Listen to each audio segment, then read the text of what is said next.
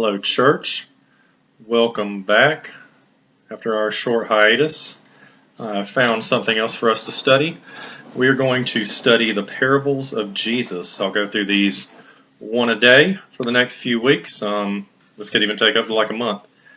I'm going to start with the parable of the sower, which you can find in Mark 4, 1 through 20. It's also in Matthew 13, 3 through 23.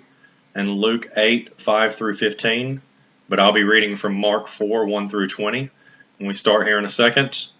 I'm not going to do any elaboration today, because Jesus actually elaborates on this himself and explains it, and he also tells us a reason for the parables.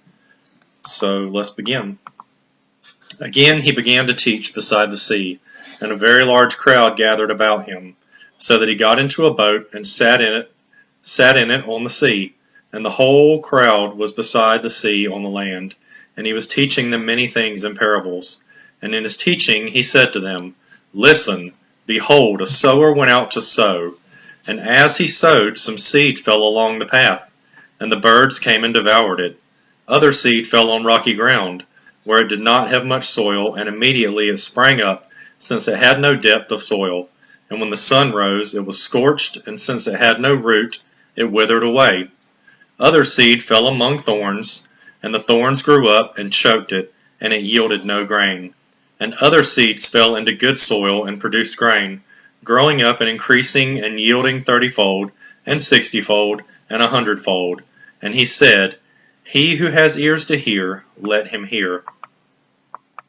And when he was alone, those around him with the 12 asked him about the parables, and he said to them, To you has been given the secret of the kingdom of God, but for those outside everything is in parables, so that they may indeed see but not perceive, and may indeed hear but not understand, lest they should turn and be forgiven.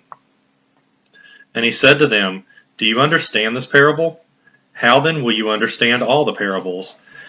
The sower sows the word, and these are the ones along the path, where the word is sown when they hear. Satan immediately comes up and takes away the word that is sown in them. And these are the ones sown on rocky ground, the ones who, when they hear the word, immediately receive it with joy, and they have no root in themselves, but endure for a while. Then, when tribulation or persecution arises on account of the word, immediately they fall away. And others are the ones sown among thorns.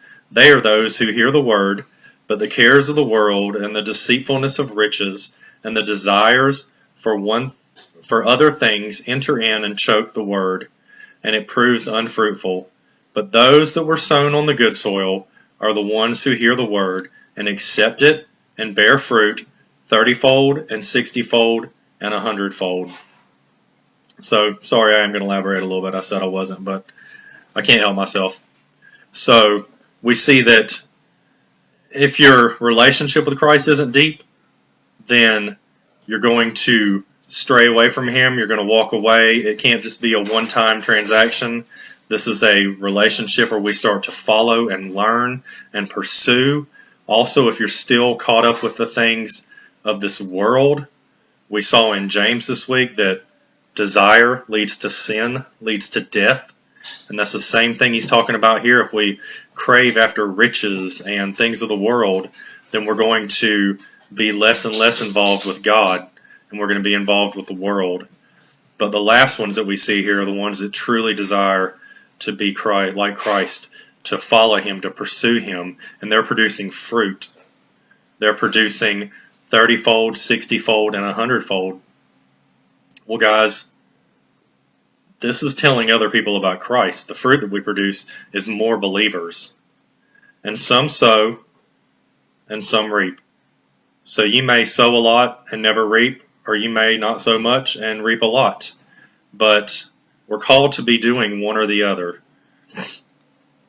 So if you're not telling others about Christ, you need to get serious about that, and you need to start sharing your faith.